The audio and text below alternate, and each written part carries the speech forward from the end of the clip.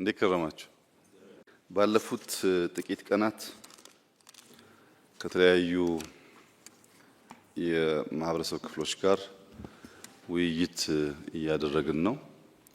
ከነዚያ መካከል ብናወያያቸው ለሀገር ግንባታ ፋይዳ አለው ጥያቄም አላቸው እና ቢደመጡ ከተባለው ሴክተር አንዱ አርት ነው።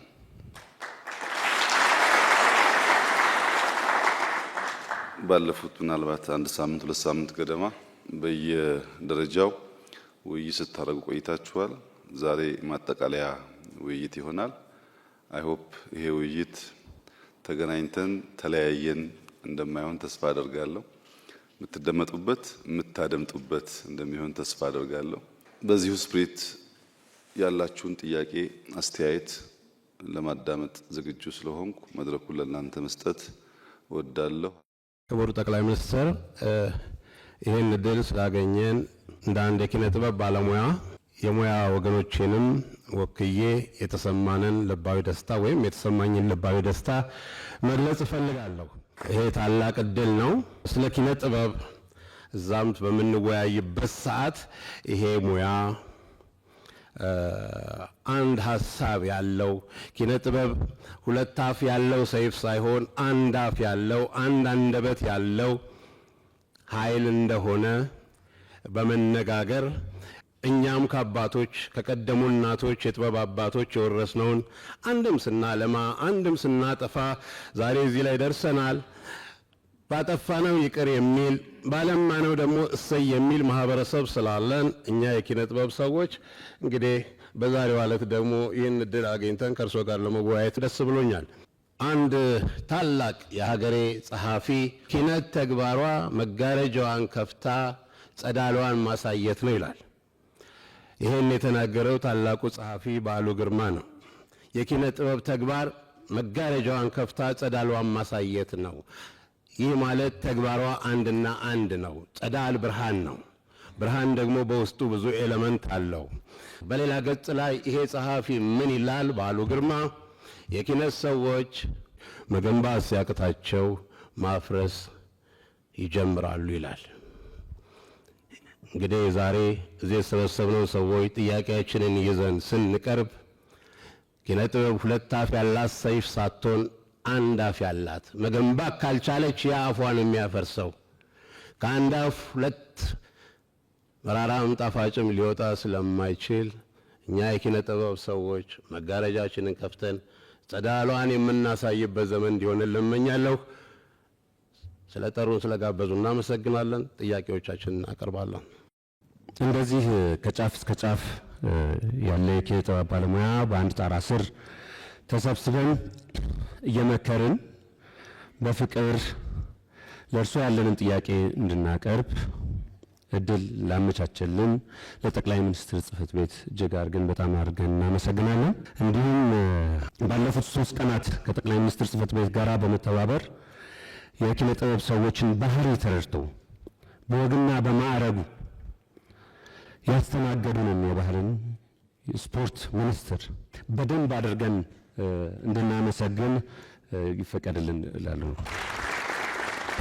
እኔ የማቀርበው ያለፉት 3 ቀናት በተደረጉ ውይይቶች አንድ ላይ አድርገን በመሰነድ ፍሬ ሀሳቦቹን በንባብ አድርገን አዘጋጅተን ሁሉም ሰው ሀሳብ የሆነውን ሀሳብ ነው። መንግስት በተግባሮቹ ሁሉ ስነ ውበታዊ ርቀትን መገለጫው በማድረጉ ለፈጠራዊ ኢንዱስትሪ መፍትሄ የሚገኝበት ጊዜው አሁን ነው እንድንል አስችሎናል። አሁን የፈጠራ ኢንዱስትሪው ዘመኑ የሰጠውን የቴክኖሎጂ አማራጮች ተጠቅሞ ሌት ተቀን የሚተጉ ወጣትና ነባር ባለሙያዎችን የተስፋ ጉዞ እየተመራ ከፍተኛ የውጭ ምንዛሪ የሚያስገኝ ዘርፍ ሆኗል። የማህበረሰቡን አንድነት፣ ክብር፣ የሀገርን ሉዓላዊነት የሚያስጠብቅ በዓለም ደረጃ የሚኖረንን የሶፍት ፓወር በመገንባት የሀገርን ሳይኮሎጂካል ሶቨርኒቲ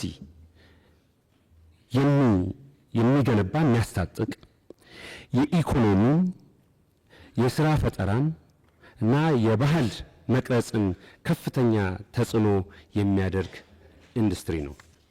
ነገር ግን ሀገራችን የፈጠራ ሥራ እንቅስቃሴ በመዋቅር ደረጃ በኢንዱስትሪ ስላልተመዘገበ የኢንቨስትመንት ኮድ አልወጣለትም።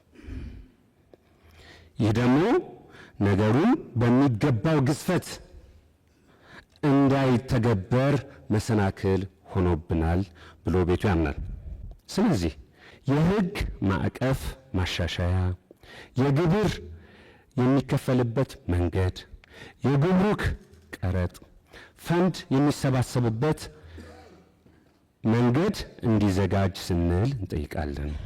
የሀገራችን የኪነ ጥበብ ሕግ በጊዜው ያልታደሰና በዘመኑ ለሕግ መነሻ ተደርገው የተወሰዱት ነጥቦች ከአሁኑ ዘመን ጋር የተለየ መርሆ እንዳላቸው ታሳቢ በማድረግ መዝናኛ ኢንዱስትሪ ከኢምፖርትድ ከሆኑ የመጠጥ የሲጋራ መካከል ከማይበረታቱ ዘርፎች ውስጥ ተመድቦ ቆይቷል።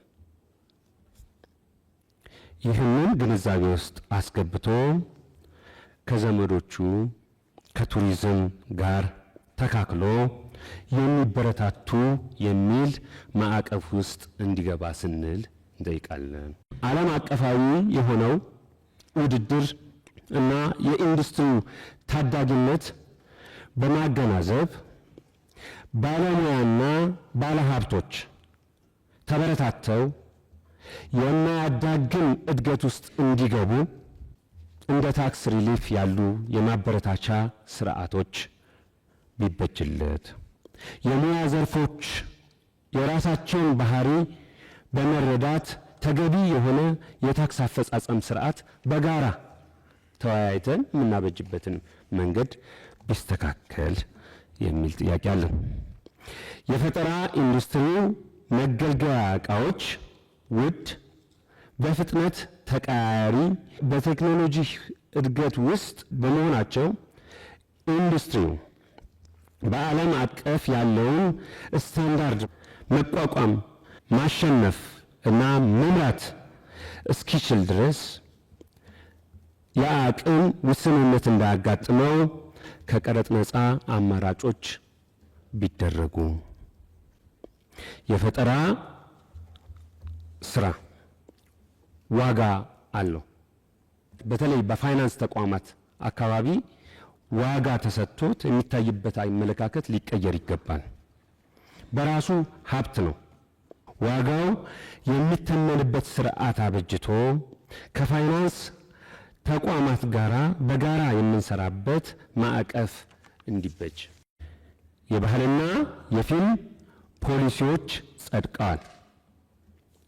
ይሁንና ሌሎች ዘርፎች ፖሊሲ ያልተዘረጋላቸው መሆኑ ተነስቷል በውይይታችን ውስጥ።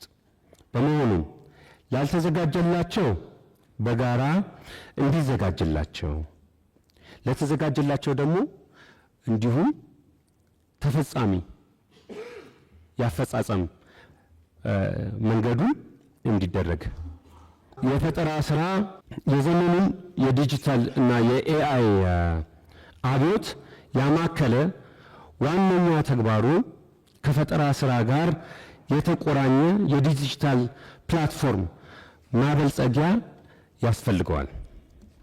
ከኤአይ ኢንስቲትዩት ጋር ከቴሌኮሙኒኬሽን እንዲሁም ከኢንሳ የመሳሰሉ ዲጂታል ላይ በጣም የበለጸጉ ተቋማት ጋራ በጋራ የምንሰራበትን ማዕቀፍ ቢመቻች፣ እነዚህ ነገሮች ተረድተው የነገሩንም ጥልቀት ተረድተው መልካም ምላሽ እንደምናገኝ ተስፋ እናደርጋለን። አመሰግናለሁ። ክቡርነቶ፣ በቅድሚያ መመካከር ከሁሉም ነገር ይበልጣል በሚለው የማይለወጥ እሳቤውና ተግባራዊ ቁርጠኝነቶ ለኢትዮጵያ ዋልታና ምሰሶ የሆኑ የተለያዩ የሙያ ዘርፎች መኖራቸው ቢታወቅም ሙያችን በሀገርና ሕዝብ ጉዳዮች ላይ የሚኖረው አስፈላጊ ሚና ግንዛቤ ሰጥተው ለመመካከር ስለጋበዙን እንደ ጥበብ ማህበረሰብ ደግሞ ለሁለተኛ ጊዜ የዚህ ዕድል ተግባራዊ ተጠቃሚዎች ስለሆንን በራሴና በወከሉኝ አንጋፋ ዕውቅ የጥበብ ባለሙያዎች ስም ምስጋናዬን አቀርባለሁ። በሰለጠነው የዓለም ክፍል የጥበብ ታሪክ ውስጥ በተለይም ከ5ኛው መቶ ክፍለ ዘመን ቅድመ ክርስቶስ ማለት ነው እስከ 15ኛው መቶ ክፍለ ዘመን መካከለኛው ዘመን እንዲሁም ሬኔሳንስ የምንለው 16ኛው እስከ 20ኛው የዘመን አብሮት ክላሲሲዝም፣ ሮማንቲሲዝም፣ የዘመናዊነት ዋዜማ የምንላቸው ክፍለ ዘመናት ሁሉ በተፈጠረው የጥበብ ታሪክ ውስጥ የነገስታቱ ድጋፍ ለጥበባት እጅግ የላቀ ቦታ የያዘ እና ሀገረ መንግስታቸውን የሚያጸኑበት መንገዳቸው እንደነበር ታሪክ በደንብ ይነግረናል። በዚህም ሳቢያ በዓለም ላይ ከፍተኛ ሀገር ታሪክ አስቀምጠው አልፈዋል በሚባሉ መሪዎች ጥበብን በውል ተረድተው የተጠቀሙት ናቸው። እርሱም የጻፏቸው መደመር፣ የመደመር መንገድ፣ የመደመር ትውልድ የተሰኙ 3 መጽሐፍትን ስንመረምር ጥበብ የተገለጸባቸውን ጉዳዮች ስናስስ ሌሎች ዘርፎችን ሳይቀር ለማስረዳት የሚጠቃቅሷቸውን ምሳሌዎች ስንቃኝ በተለይ የዚህ ውይይት ቅድመ ግብር የነበረው የጉብኝት መርሃ ግብር ላይ ያየናቸው የግንባታ ዲዛይን ስነ ውበታዊ አረዳድ፣ የስነ ጥበባዊ መቅረቢያ ስፍራዎች ልዩ ትኩረት፣ የህዝባዊ ስፍራዎች ለማስፋፋት የተደረገውን ትንግርታዊ የነገ ታሪክ አርማዎችን ስንታዘብ የእርስዎንና የመንግስቶን ጥበባዊ እይታ አረዳድና አውድ ብሎም ተምኔቶን ትልሞን ለመገንዘብ አያዳግትም። ይህን በማሰብ በማሰላሰል በሙያውና ሙያተኛው ላይ ተግዳሮት የሆኑብንን የጋራ አንኳር ጥያቄዎችን እንደሚከተለው ለማቅረብ እሞክራለሁ። የመጀመሪያው የቅጂና የተዛማጅ መብት ጉዳይ ላይ ነው። እንደሚታወቀው የሰው ልጅ እምቅ የፈጠራ አቅሙን ተጠቅሞ የሚሰራቸው ልዩ ልዩ ጥበባዊ ስራዎች የሚከበሩበት፣ የአእምሯዊ ንብረት ጥበቃ የሚካሄድበት፣ የቅጂና ተዛማጅ መብቶች ተግባራዊ የሚሆኑበት ህግጋቶች በአግባቡ ተደንግገዋል። አዋጆቹም እንዲሁ ወጥተዋል። የኢትዮጵያ የአእምሯዊ ንብረቶች ባለስልጣንም በጥሩ ሁኔታ ተደራጅቶ ተቋቁሟል። ነገር ግን እንደ ሌሎች የዓለም ሀገራት የሮያሊቲ ክፍያ ስርዓት እስከዛሬ ድረስ ተግባራዊ ባለመሆኑ ከያንያኑ በአእምሯዊ ንብረቱ እንዳይጠቀም ዋናና ወሳኝ ህጋዊ መሰረት ያለው የሮያሊቲ ክፍያ መመሪያሽ ጭራሹኑ ከተግባራዊነት ልኩ ተሻግሮ ሐሳቡ በራሱ መደብዘዙ ለብዙ ጠቢባንና ሙያው እድገት እክል ሆኖ ይገኛል። በቅጂና ተዛማጅ መብቶች ሮያሊቲ የክፍያ ስርዓት ላይ የህግ ኢንፎርስመንት ተከናውኖ ወርቅ የገጠመው ተግባራዊ ውጤት የጥበብ ዘርፉ ላይ እንዲሁ እንዲደገም እንጠይቃለን። ሁለተኛ የፌዴራል የሙያ ማህበራት ጉዳይ ነው። በሌላው ዓለም ሀገራት ስንመለከት አንድ የሙዚቀኞች ማህበር፣ አንድ የተዋንያን ማህበር፣ አንድ የሰዓሊዎች ማህበር፣ ራይተር ጊልድስ፣ ዲሬክተር ጊልድስ፣ ፔይንቲንግ ጊልድስ ነው የሚባሉት በሌሎች ዓለማት ማለት ነው። በመላው ሀገራችን እና እነዚህም በመላው ሀገራቸው ቅርንጫፍ ጽሕፈት ቤቶች እያቋቋሙ የሙያቸውንና የሙያተኞቻቸውን መብትና ጥቅም ያስከብራሉ። የኛ ሀገር ልምምድና የአደረጃጀት መንገድ ከእንዲህ አይነቱ ልምድ እጅግ የተለየ ሆኖ እናገኘዋለን። ከሙያም ወጥተው በእድሜ በጾታ የመሳሰሉት ምክንያቶችን የተለያዩ የሙዚቀኞች ማህበር፣ የተለያዩ የተዋናያን ማህበራት፣ የተለያዩ የሰዓሊያን ማህበራት፣ የፊልም ሰሪዎች ማህበርና የፊልም ፕሮዲውሰሮች ማህበር በሚል ሳይቀር እየተለያየ በአንድ ዘርፍ 2-3 ማህበር ተመስርቷል። ይሄውም ጠንካራ የጥበብ ሙያተኞችና ሙያዊ ማህበራት እንዳይኖሩ አድርጓል። ለዚህ ዋና ምክንያቱ የሙያ ማህበራትን ለመደገፍና ለማስተዳደር የወጣው መመሪያ ለምዝገባ የሚያስፈልግ የአባላት ቁጥር መስፈርት ቁጥራቸው 5 እና ከዚያ በላይ የሙያተኞች ሰርቲፊኬት እስካቀረበ ድረስ ማህበር እንዲመሰርት አዋጁ መፍቀዱ መቻሉ ተጠቃሽ ችግር ነው። በዚህም የተነሳ ፌዴራል ላይ ተንጠልጥለው ታችኛው እርከን ያላካተቱ ተግባርና ኃላፊነታቸው በአግባቡ መወጣት የሚቸግራቸው የመወከል ተጠየቅ በብዛት የሚቀርብባቸው ቋሚ የሚመስሉ ተመሳሳይ አመራሮች የሚታዩባቸው በርካታ ማህበራት አሉ። ለሙያውም ሆነ ለሙያተኛው ሲባል ክትትልና ቁጥጥር የሚደረግበት ስርዓት ጠበቅ ብሎ ቢጠናከር ለተሻለ አደረጃጀታዊና ስብስባዊ ባህል ይፈጠር ዘንድ ጠንካራ ድምጸት ያላቸው የጥበብ ማህበራት ይከሰቱ ዘንድ የሙያ ማህበራትን ለመደገፍና ለማስተዳደር የወጣው መመሪያ ታይቶና ተሻሽሎ እንዲተገበር የጥበብ ቤተሰቡ ይጠይቃል። ችግሩ በእኛ ብቻ ሳይሆን በሌሎች የሙያ ማህበራትም ሊከሰት እንደሚችል በሰፊው መገመት ይቻላል። ሶስተኛው በተገነቡና ሊገነቡ የሚታሰቡ ጥበባዊ ስፍራዎችን በተመለከተ ጥበብ በህይወታችን ላይ ውበትንና የኑሮ ትርጉምን በስፋት ይጨምራል። ይህም ለከፍተኛ የህይወት ኑሮ ደረጃ መሻሻል በእጅጉ አስተዋጽኦ ያደርጋል። ይህን ግምት ያደረገ በአዳዲሶቹ ፕሮጀክት ውስጥ ውብ የጥበብ መድረኮችን ይሁነኝ ተብሎ ታስቦ በመሰራቱ በወዳጅነት ፓርክ፣ አድዋ መታሰቢያ ሙዚየም፣ በእንጦጦ ፓርክ፣ ኮይሻ፣ ጎርጎራ፣ ሀለላ ኬላ ወዘተ በእነዚህ ሁሉ ለተደረገው ትኩረት የጥበብ ባለሙያው በሙሉ በእጅጉ እንኮራለን፣ ምስጋናም እናቀርባለን። ከትናንት ጉብኝታችንም እንደተረዳ ነው ታሪክ ሲጠበቅ፣ ጥበብ ሲከበር፣ ለጥበብ ተብሎ ሰፋፊ መሰረተ ልማት ሲሰራ፣ የጥበብ ማዕከል የሆነውም የሰው ልጅ ክብር ሲሰጠው ተመልክተናል። በእነዚህ ፕሮጀክቶች የጥበብ ስራዎቻችን ለማቅረብ በእጅጉም ተነሳስተናል። ውብ ሆነው የተሰሩት የመቅረቢያ ስፍራዎች እንጠቀምባቸው ዘንድ ግልጽ ስርዓት ቢበጅላቸው፣ አብዛኞቹ የቤት ውጭ ትርኢት ማቅረቢያ ስፍራዎች በመሆናቸው የቤት ውስጥ ትርኢትን በተለይ በመላ ሀገራችን በወጉ ያላጣጣም ነው በመሆኑ ዘመነኛ መድረኮች፣ የስዕል ጋለሪዎች፣ የፊልም ማሳያ ስፍራዎች፣ የኮንሰርት ማቅረቢያ ስፍራዎች የመሳሰሉትን በክልሎችና ከተማ አስተዳደሮች ታቅዶ ቢሰራበት፣ በተለይ የሚቸግረንና የጎደለን ነገር የሙያ ዝንባሌ መለያ ማበልጸጊያና ማሳደጊያ ሴንተሮች በክልሎችና ከተማ አስተዳደሮች ቢቋቋሙ፣ ለህዝባዊ ስፍራነት የተቋቋሙ ለስብሰባና መሰል ድርጊቶች ባይውሉ፣ የሁለቱም ፕሮቶኮሎች በእጅጉ ስለሚለያዩ ማለት ነው። የሀገርን የጥበብ አቅጣጫና ጥበብ የሚያድግበትን መንገድ በትክክል ለመትለም የሚያስችል የማትጊያ መንገዶችንም የሚያመላክት ሀገራዊ የጥበብ ፖሊሲ በሀገር ደረጃ ለመኖሩ የጥበቡን አካሄድና የሚያድግበትን ስልት ተገዳድሮታል። ከዚህም በላይ ጥበበኛው ሆነ መንግስት ሚናቸውን አውቀው ድርሻቸውን እንዳይወጡ እንቅፋት ይሆናል። ስለሆነም ብሔራዊ የጥበብ ፖሊሲ እጅግ አስፈላጊ መሆኑ ታምኖበት ተግባራዊ ምላሽ ይሰጠን ዘንድ እጅግ በአክብሮት እንጠይቃለን። አመሰግናለሁ። ላለፉት ዓመታት መንግስት የተመረጡ ፕሮጀክቶችን እድል በማመቻቸት ለትውልድ የሚተላለፉ ለሀገር ታሪክ የሚሰሩ እንደ ሰርከስ ሴንተር በአፍሪካ የመጀመሪያ የሆነው የሰርከስ ማሳያና ማሰልጠኛ ማዕከል፣ ሴንት ጆርጅ ጋለሪ በአይነቱ የተለየና ዞማ መንደርን የመሳሰሉት በጥቂቱ የሚጠቀሱ ናቸው። ለዚህም መንግስት ለጥበብ ትኩረት መስጠቱን ያመላክታል። ለዚህም ደግሞ ትልቅ ምስጋና ይገባቸዋል።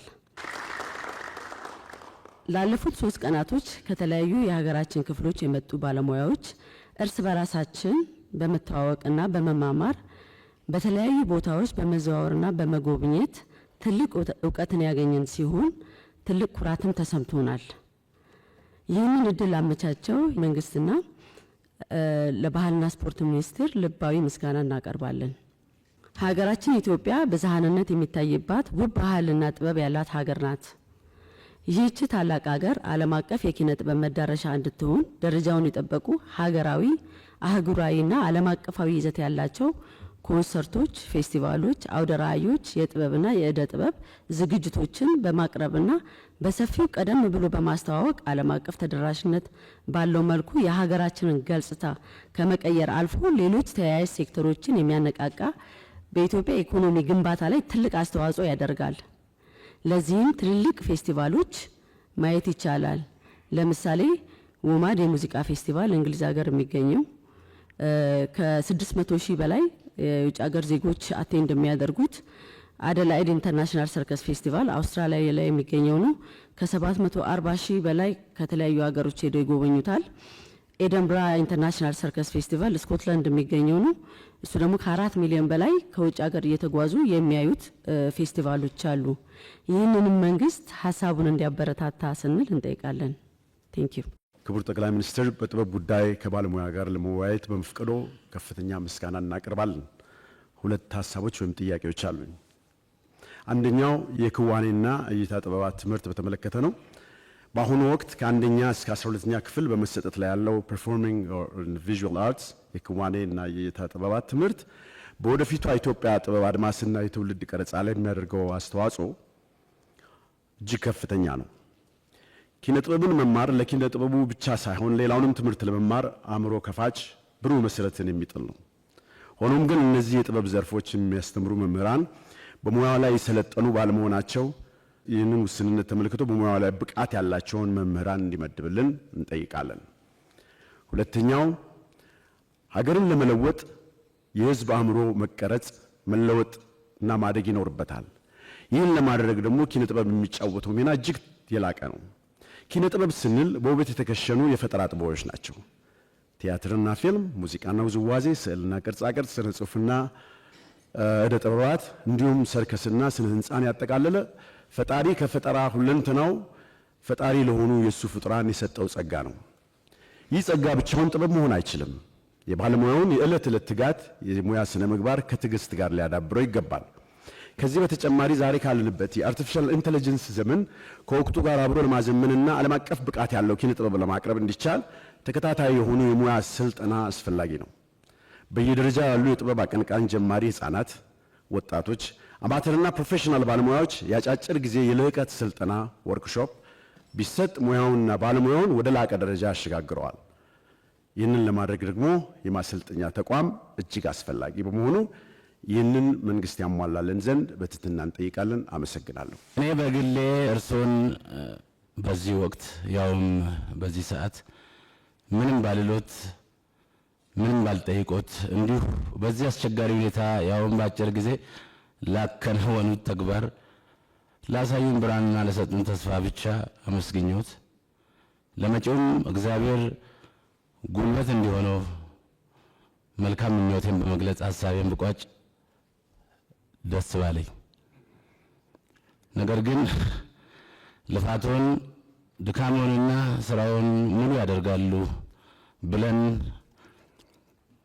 ካሰብናት ውይይት አንድ ሁለት ሀሳቦችን አጠር አድርጌ አቀርባለሁ። የመጀመሪያው ሀሳብ መጤ ባህልን ስለመከላከል ይላል። የሀገራችን ወጣቶች ወይም ትውልዱ ሙሉ በሙሉ በሚባል ደረጃ በባህር ማዶ ዜማዎች፣ ሙዚቃና የሙዚቃ መሳሪያዎች ልባቸው ሸፍቷል። የሀገር ውስጥ ሙዚቃና የሙዚቃ መሳሪያ ስልተ ምቶችን ችላ ብለዋል። እንደውም ከነፈጠራቸው የተረሱ ያሉ የባህል ጨዋታዎችና የሙዚቃ ስልቶች እንዲሁም የሙዚቃ መሳሪያዎች ጥቂት የሚባሉ አይደሉም። ለምሳሌ እኔ የመጣሁበት አካባቢ ላይ እጅግ ተወዳጅና መሳጭ ጨዋታዎች አሉ። በሰርግ በለቅሶና በእርቅ ወቅት የሚዘወተሩ ዜማዎች። በዓለም ላይ ረጅሙ የሙዚቃ መሳሪያ የሚገኘውም እዚሁ እኔ ከመጣሁበት አካባቢ በወላይታ ዳውሮና ኮንታ ሆኖ ሳለ ዲንኪያ ወይም ጫቻ ዛያ ተብሎም ይጠራል። ሆኖም ግን ከላይ በተገለጹ ችግሮች ምክንያት እየተረሱና እየጠፉ የሚገኙ በመሆናቸው የጥበብና ብዝሃ ባህል ለሀገር እድገትና ለውጥ ብሎም ለፖለቲካዊ ዳራ ያለው ሚና ቀላል ስላልሆነ መንግስት ይህን በመገንዘብ ትውልዱን ከመጤ ባህል ለመከላከል ምቹ ሁኔታ ይፍጠር። ከጥበብ ቤተሰብ ጎን በመቆም ጭምር ይህን ቱባ ባህላችንን ይዘን ዓለምን በመዞር በእርሱ አመቻችነት ቻይና ላይ የነበረውን ልምድ ልውውጥ አይነት ተግባራትን በማዘውተር የጥበብ ስራችንን ለባህር ማዶ ሀገራት የማሳየት ልምድን በመቅሰም የሀገር በቀል ቱባ እውቀቶችን የማበረታታት ስራ መሰራት አለበት እንላለን። ሁለተኛው ሀሳብ ካውንስል ስለ ማቋቋም ባህለ ስሪተ መሰረታችንን ምንጭ ያደረገ የእውነተኛ አገልጋይ የጥበብ ውጤቶች ለሰብአዊ ብልጽግና አገልግሎት ለሚሰጡ የመንግስትም ሆነ የግል የጥበብ ተቋማት ግለሰቦችና ቡድኖችን የሚያበረታታ በትምህርትና ስልጠና በሀብትና በቁሳቁስ የሚያበረታታ ስርዓት ለመገንባት የሚያስችል ተቋማዊ መፍትሄን መስጠት ያስፈልጋል። በጥናትና ምርምር የሚሰሩ ለህብረ ብሔራዊ ሀገራዊ አንድነት የሚተጉ የጋራ ማንነትን ለመገንባት ለሚደክሙ ለራስ ባህል ክብር ለሚሰጡ ለሀገራዊ እድገት ለሚታትሩ የጥበብ ተቋማት ቡድኖች ግለሰቦችና ስራዎቻቸው እውቅና የሚያገኙበት ስራዎቻቸው ተደራሽ የሚሆኑበትን መንገድ የሚያመቻች መንግስትና የጥበብ ማህበረሰቡ በጋራ የሚመክርበት ብሔራዊ የጥበባት ምክር ቤት ወይም ካውንስል የፖሊሲ የጥናት ግብዓት የዘርፉን ሁለንተና በጥናትና ምርምር የሚያጠና የጥበብ አካዳሚ ተቋም ወይም ኮሚሽን ማቋቋም ያስፈልጋል። ለዚህም ሚኒስቴር መስሪያ ቤቱና የጥበብ ባለሙያዎች በጋራ እውን እንዲሆን ለማድረግ መንግስት የማይተካ ሚና አለውና ክቡርነቶ በዚህ ጉዳይ ላይ ሐሳቡን ቢያጋሩን አመሰግናለሁ። ክቡር ጠቅላይ ሚኒስትራችን አበባ ተውባ በልጽጋ ባየናት ስንል የምንመኛትን ኢትዮጵያን በዘርፈ ብዙ ልማት መስኮች ስላሳዩን ለተሰሩ ስራዎች እጅግ አግራሞትና አድናቆት አለኝ። ይህን ለመናገር ምንም ሌላ ነገር ሳያስፈልግ ጤናማ መሆን ብቻ በቂ ነው። እናም ሁሌም ከጎንዎት ነን።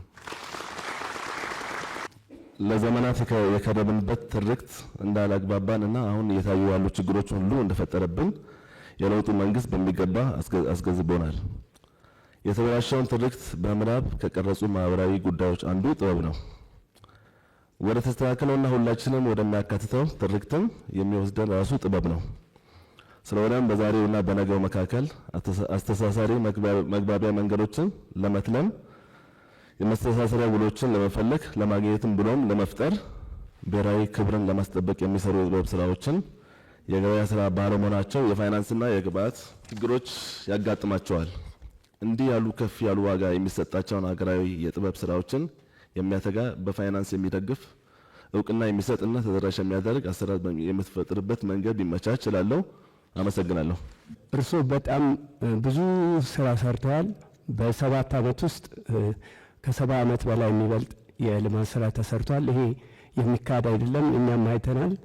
ከሁሉ ነገር ግን በግሌም በጣም አፕሪሼት የማደርገው ኢትዮጵያ በ50 ዓመት ውስጥ ሊኖራት ስለሚችል ህልም ኢትዮጵያ የኢትዮጵያ ህልም ብለው እስታብሊሽ ያደረጉት ነገር በጣም በጣም የሚደነቅና ለትውልድም የሚቀመጥ ነው።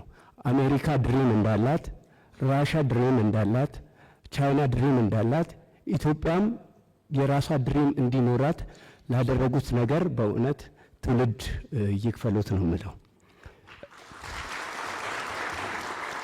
በተለይ ባለፉት 50 እና 60 ዓመታት ውስጥ ለውጥንቅጣችን ለብዙ ነገር መፈራረስና መውደቅ አንዱና መሰረታዊ ነገር ድሪም ህልም ማጣታችን ነው።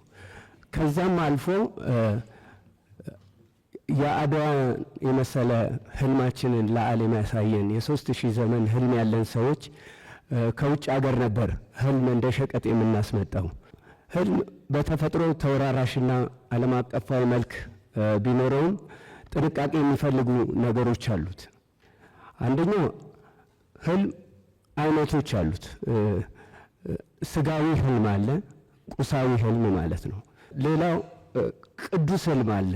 ልማትን ለሰው ልጆች ልዕልና ከፍተኛ ቦታ የሚያደርግ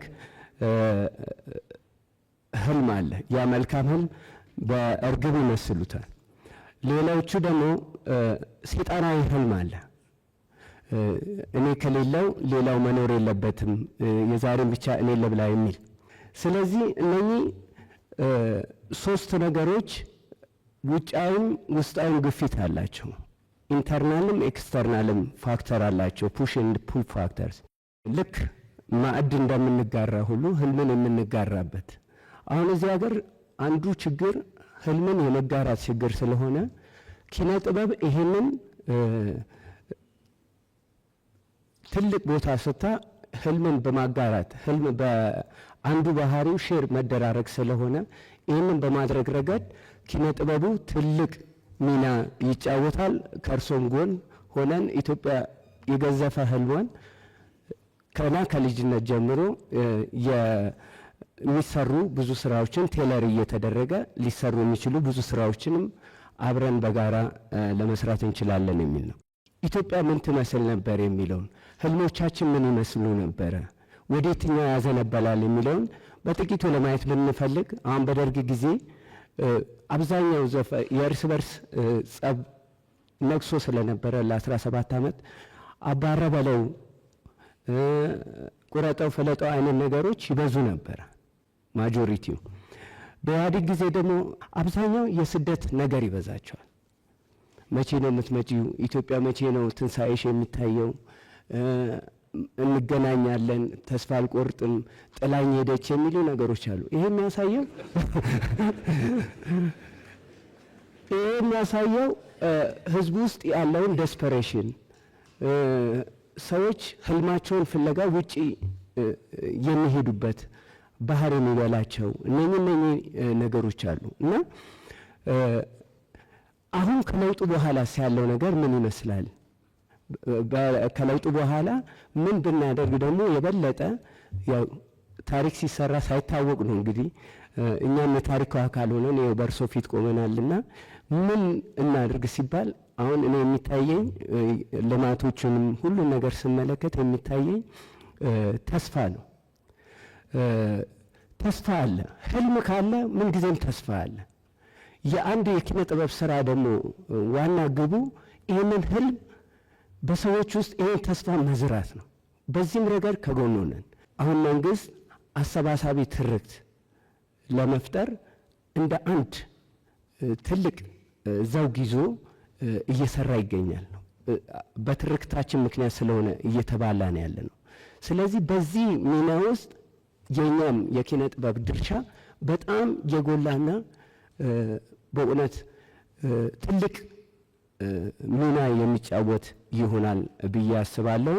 ለዚህም ደግሞ ይሄው 53,000 ሰው ነው የሰማሁት በውይይታችን ላይ ብዙ የኪነ ጥበብ ስራዎች ከታች ጀምሮ ሲወያዩ የመጣ ጉዳይ ስለሆነ ይሄ ጅምሩ ይታያል።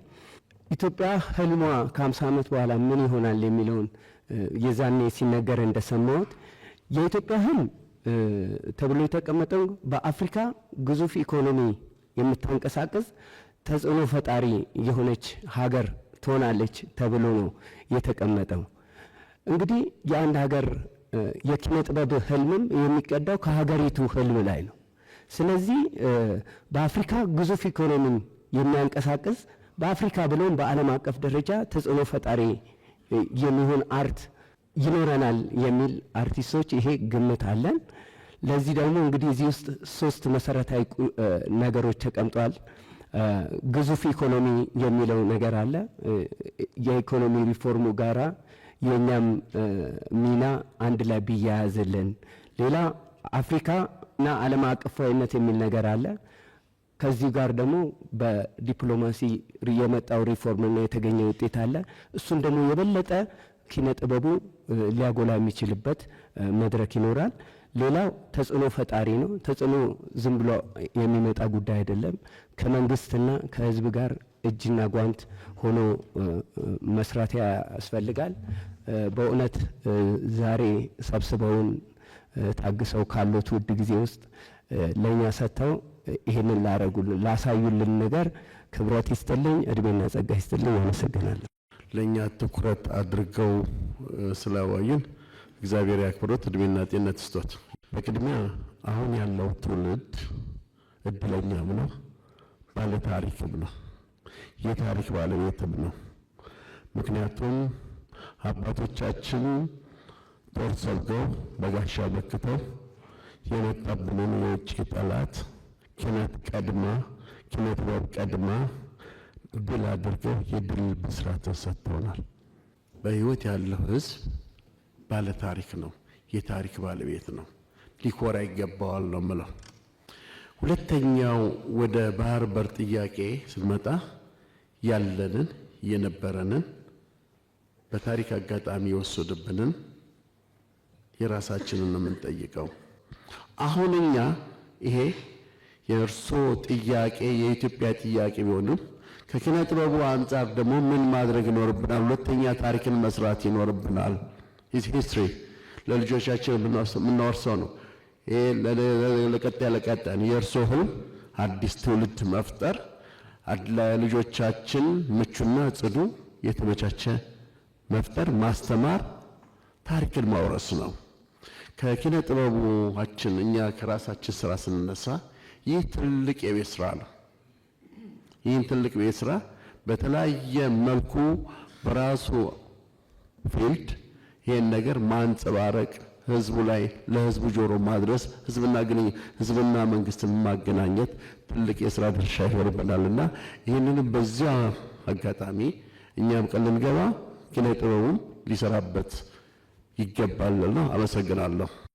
በእውነት ማመሰግኖት ለኪነቱ ቅርብ የሆኑ አመራር መሪ ስለሆኑ ትልቅ እድል አለን። ይህን እድል ተጠቅመንበት አንድ ደረጃ ከፍ ማድረግ እንችላለን። ምንድነው በኢንተርናሽናል ሌቭል ፌስቲቫሎች ትልቅ አድቫንቴጅ አላቸው ቱሪዝም ለመሳብ። እኔ ለምሳሌ በቺካጎ በነበረኝ ኤክስፒሪየንስ የዛሬ 28 ዓመት ቴስት ኦፍ ቺካጎ የሚባል ፌስቲቫል ተጀመረ። እዛ ላይ ፓርቲሲፔት አድርጌ ነበረ። ዛሬ እስከ 400 ሚሊዮን ያስገባል በ4 ቀን ውስጥ ያ ፌስቲቫል ከ20 ምናምን ዓመት በኋላ ከመላው አሜሪካ ነው የሚመጣው ሰው ለ4 ቀን እና ጃሜይካም እንደዚሁ ኤክስፒሪየንስ ነበረኝ ከቦብ ማርሌ ፋሚሊ ጋር በመስራት እዛም ቱሪዝሙ ከመቶዎች ሚሊዮኖች ውስጥ ወደ ቢሊዮኖች እንዲገባ ያደርገው ይሄው የሬጌ ሙዚቃ ባለው ፌስቲቫሎች ነው። 3-4 ፌስቲቫሎች አሉ አመት ውስጥ እና እኛም ሀገር አይ ቲንክ ብዙ ኮኔክሽን አለን። በጃዝም ታሪካችን የተያያዘ ነው፣ ብሉዝም፣ በሬጌ ደግሞ የበለጠ ዓለም ዙሪያ ያለው ግንኙነት ኢትዮጵያን የማይገልጽ የሬጌ አልበም የለም። ይህን ግን እኛ ከሀገር ደረጃ አልተጠቀምንበትም። ይህን ለማድረግ ፌስቲቫሎቹ በሚዘጋጁበት ጊዜ የመንግስት ድጋፍ የግድ ይፈልጋል። ትልቅ ኤክስፔንዲቸር ነው። ብር ማውጣት ለማለት ሳይሆን ያን ድጋፍ ካላገኘ ባለሀብቱ ብቻ ሊዘልቅ አይችልም። ይሄ ነገር ቱሪዝሙንም ከፍ ያደርገዋል በትልቁ እና ይሄ ነገር ቢታሰብበት ጥሩ ነው። ፌስቲቫሎቹ ሁሉን ነገር ሊጠቀልሉ ይችላሉ። ሙዚቃ፣ አርት፣ የባህሉን ሁሉንም ነገር አንድ ላይ ተደርጎ ሊዘጋጅ ይችላል። ያለንበትም ፖዚሽን አየራችን ጥሩ ነው። ሙሉ አመቱን ለማዘጋጀት ይቻላል። ሴንተር ኦፍ ዘ ወርልድ ነው ያለነው። ከዓለም ዙሪያ ሊመጡልን ይችላሉ። ይህን ለመግለጽ ብዬ ነው። አመሰግናለሁ። በመጀመሪያ ይህንን እድል ስለሰጡን ክቡር ጠቅላይ ሚኒስትራችን በተከበረው ህዝባችን ስም የተሰማኝን ታላቅ ደስታ ለመግለጽ እወዳለሁኝ። በሀገር ደረጃ ያለው የበጀት ምደባ ለኪነ ጥበብና ለስነ ጥበብ ምርቶች የተለየ የማትጊያ ስርዓት ያለው አይደለም። በተጨማሪም በመንግስት ተቋማት ስር ተቀጣሪ ሆነው የመንግስትን ፖሊሲና ስትራቴጂዎችን በኪነ ጥበብ በስነ ስዕል መግለጽ ተቀዳሚ ተግባራቸው ሆኖ ሳለ ከደሞዛቸው እንደ ደሞዛቸው መጠን የሥራ ግብር ፍሬና የጡረታ አበል በፐርሰንት የሚቆረጥ መሆኑ ይታወቃል። ይህ በእንዲህ እንዳለ በተጨማሪም ከድርሰት ከዝግጅትና ከተዋንያን 30% በተጨማሪ እሴት ታክስ ይቆረጣል። ይሁንና የሮያሊቲ ታክስ የሚባል የፈጠራ ስራን ብቻ የሚመለከት 5% አለ። ይህ ግን በብዙ ቦታ ተግባራዊ ሲሆን አይታይም። እንደዚህ ያለውን ታክሴሽን ባለሙያውንም ሙያውንም በእጅጉ የሚጎዳ በመሆኑ ለተገቢው የመንግስት አካል ማሳሰቢያ የሚሰጥበት ሁኔታዎች ቢያመቻቹልን ካደራ ጭምር አደራ እላለሁም። ክቡር ጠቅላይ ሚኒስትር ዶክተር አብይ አህመድ የዳውሮ ህዝብ፣ የዳውሮ ሰው፣ የዳውሮ እናት ስለ እርሱ በደንብ ይጸልያል፣ በደንብ ይወዶታልና በዚህ አጋጣሚ ስለ ዳውሮ ብዙ ስራ ስለሰሩ ከኛ በላይ ስለኛ ስለሰሩ ቤተሰባዊነቱን፣ አባትነቱን፣ መሪነቱን በደንብ ስላሳዩን ልናመሰግኖት እንወዳለን። ከዚህ በማስቀጠል እኔም እንደ ጥበብ ቤተሰብ የትሬኒንግ ሴንተሮች የሉንም ወይ የቲያትር ቤቶች ኖረውን ወይ የሰርከስ ቦታዎች ኖረውን የተመቻቸ ነገር ቢኖር እኛም ሀገራችንን ማስጠራት እንፈልጋለን። ስለዚህ ትኩረት ቢሰጡን በተለያዩ ዘርፎች በተሰጠው ትኩረት ልክ የተጀመሩ ነገሮች እንዳሉ በጥበቡም ዘርፍ ትኩረት ሰጥተውን ቢያዩን ቢያዳምጡን። እርሶ ለጥበብ በጣም የቀረቡ መሪ ኖት።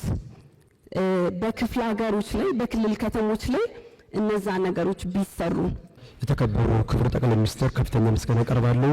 እንደገና ታዳሚዎች ደግሞ አብረን ከስንት ጊዜ በመገናኘታችን እጅግ በጣም ደስ ነው ያለኝ። የመጣሁት አማራ ክልል ባህር ዳር ከተማ ነው የመጣሁት። የጥበብ ስራ ባለሙያ ነኝ። ገበታ ለሀገር በየክልሉ እየተቋቋመ ነው። አማራ ክልል ላይ የጎርጎራ ሌሎችም እንደዚህ መዳረሻዎች እየተሰሩ ያሉ ሐይቅ እንግዲህ እነዚህ የቱሪስት መዳረሻዎች በአካባቢው ያሉ የጥበብ ስራ የባህል ስራ በጣም ያስፈልጋሉ። ድሮ የምናውቃቸው ቱሪስቶች የሚወዱት ብዙ የአገልግል መሰል ነገሮች አሉ የሚፈልጉት። እሱን ነገር ደግሞ ከከተማ አስተዳደሩ ጋራ በተለይ መንግስት እነዚህ ነገሮች በፖሊሲ ደረጃ መውረድ አለባቸው። ለምሳሌ ባለፈው በቱቶሪያል የተማርነው ትምህርት ላይ የጥበብ በኢትዮጵያ ማንሰራራት በሚለው ብዙ ነገር ነው ኢትዮጵያን በጥበብ ብቻ ትልቅ ደረጃ ማድረስ እንደሚቻል ነው እዛ ትምህርቱ ላይ የተማርነው ያሉ። ከዛ የተነሳ ደግሞ እኛም በያለውን ቦታ ላይ ጥበብን በየአገር ድርሻ ማሳደግ የሚገባን እንደ ሀገርም እንደ ግል መያዝ አለብን። ለምሳሌ መንግስት እንደ ኢንቨስትመንት ተብሎ በብዙ ቦታ ላይ የብረታ ብረት ኢንዱስትሪ ሁሉ እንደሚዳብረው ጥበብ ደግሞ እንደዛ የሚዳብርበት ነገር መፈጠር አለበት። ሚኒስቴር ኢትዮጵያ ዶክተር አብይ አህመድ ሌሮት ያለላ አርቲስቶታ ሁንዳው አራውልን ቀብደኒ ፉለ ኸይሰን ድረቲ ኑመሪያቺ ሁሱ ኸይሰን ገለኒ ኸይሰን ጉዳዳ ዱራን ዱርሴ አኒ ሞቱማ በዳኒና ዋን እኒ ሁጀቴ ገለቶንፈቱን በርባዳ kan kaleessa daawwachaadhaa turre kanarraa aansee biyyi kuni amata torba dura nuti keessa turre amata torbanii asitti piyaasaa kana hunda biyya kana qushaasha kana xaragdanii jannata fakkeessitanii akkasumatti mootummaa badhaadhinaa jechuun saaqaa dukkana gabrummaa jechuudha dhugaa kootitti. akkasuma mootummaa badhaadhinaa jechuun walqixxee isaa mirga sabaa sablammummaa jechuun isaa qaceeleetiin arge. akkasumatti mootummaa badhaadhinaa jechuun daandii ibsaa karaa walabummaa jechuudha. gonfachiisaa sabaa sablammii hundaa mirga abbaa biyyummaa kan ta'e galanni mootummaa badhaadhinaa waa hundarra dhugaatu nama gammachiisa.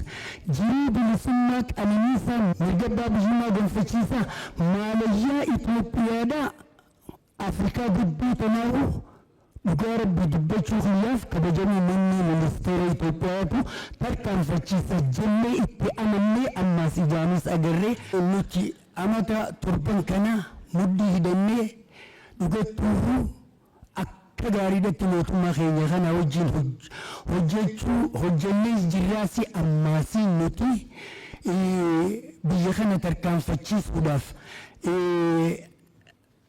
warra ammaan tana gartee kaayoo keenya kana gufachiisuudhaaf olola hafarsu kanaas irra bobbaanee dandeettii teenyaan mootummaa cinaa dhaabbannee ummata keenya jajjabeessuu sabaa sablammootaas jaalalaan tokkoomsuu olola diinni keenya gartee gabrummaa duratti irra tarkaanfannee san nurra deebisuudhaaf gartee huttifatu kana fashaleessuudhaaf arraas boruus simmaddiidha jirraa galanni keessan guddaadha umrii nu dheeradhaadha kabajaa ulfina argaddaadha gaaddisa qananii tahaadha aduu samiirraa iftu tahaadha nu boonsiftanii galatoomaa isinii jedha. ኪነ ጥበብን የሚያውቅ የሚረዳ መሪ ማግኘታችን እድለኞች ነን። ይህ ደግሞ የመደመር መጽሐፍ እኛ እንደምንጽፈው ዝም ብሎ መጽሐፍ አይደለም። ኢትዮጵያን ለማበልጸግ መንገድ የሆነ ርዕዮተ ዓለም ነው። በዚህ ርዕዮት ደግሞ ኪነ ጥበብ ትልቁን ድርሻ እንዲወጣ መንገድ ሆኖ መቀመጡ በጣም ትኩረት መሰጠቱን የሚያሳይ ስለሆነ በድጋሚ አመሰግኖታለሁ። ኪነ ጥበብ ያለው አደረጃጀት እንደ ሀገር ዝብርቅርቅ ያለ ነው። ሲጀምር ባህልና ስፖርት አለ ሚኒስቴር ላይ፣ ባህልና ቱሪዝም የሚባል ሌላ ክልል ላይ ይኖራል። ሌላ ክልል ላይ ኪነ ጥበብ ባህልና ኪነ ጥበብ ይላል።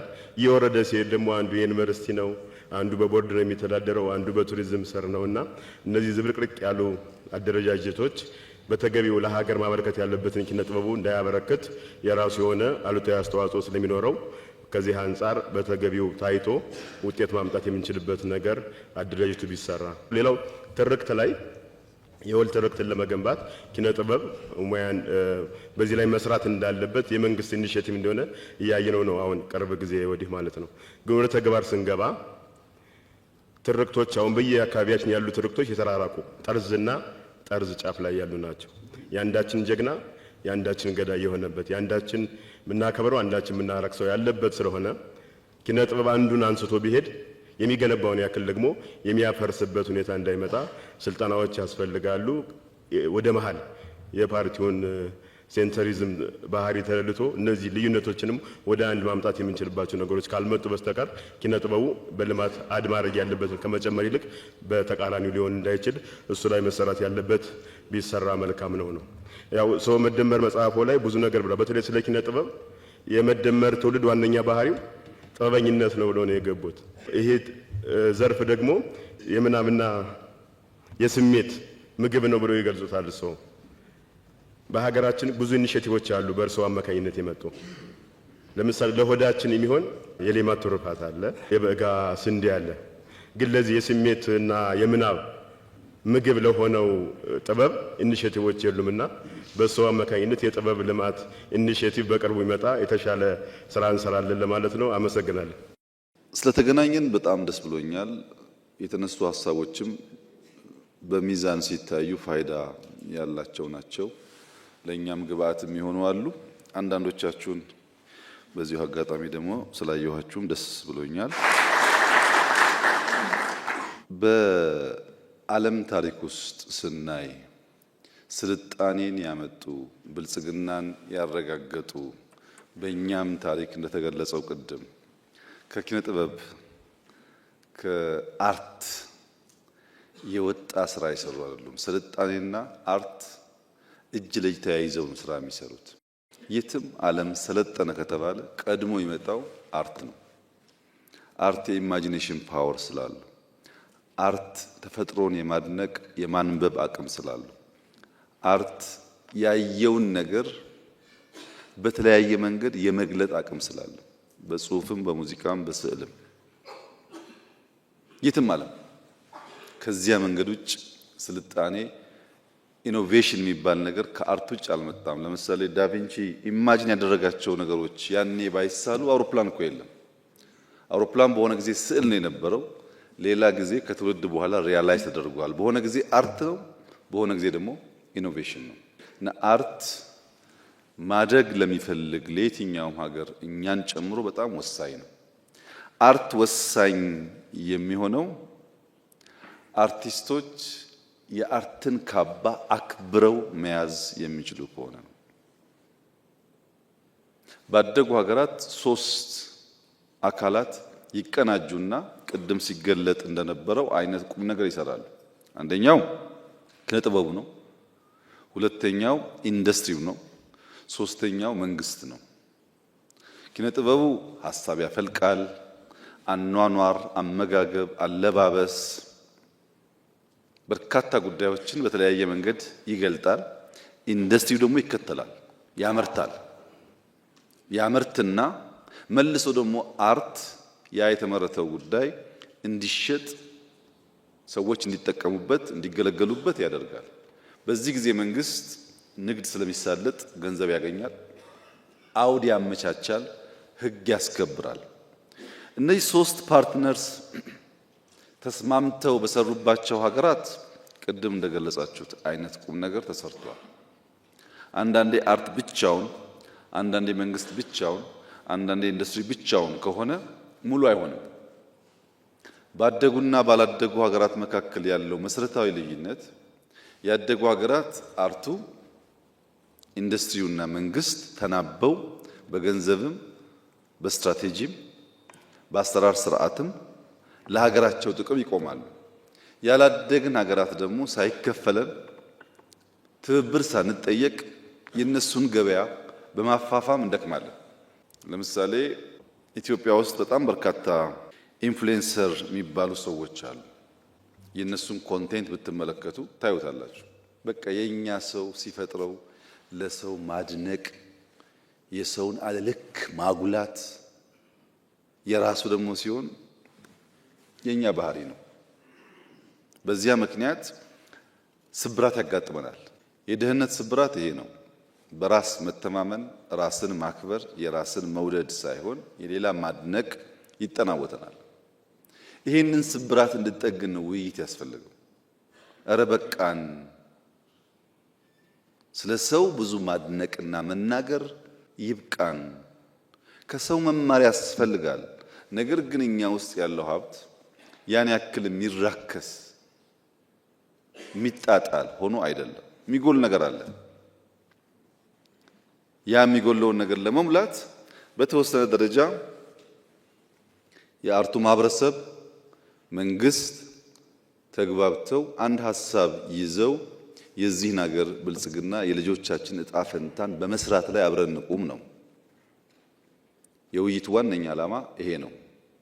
ከኛ አንጻር ምን እያደረግን ነበር ቢለውን በጥቂት ለማንሳት በመጀመሪያ አርት የመድረክ ማድመቂያ ማሟሟቂያ ነው የሚል እምነት መንግስት የለውም። እንደዛ አይደለም አርትን የምናየው። እናንተም በስፋት ገልጻችኋል። አርቱ ካልተጠናከረ በቀር ብልጽግና የሚባለው ጉዳይ ኢትዮጵያ ውስጥ ሊመጣ እንደማይችል ምንም ጥርጥር የለውም።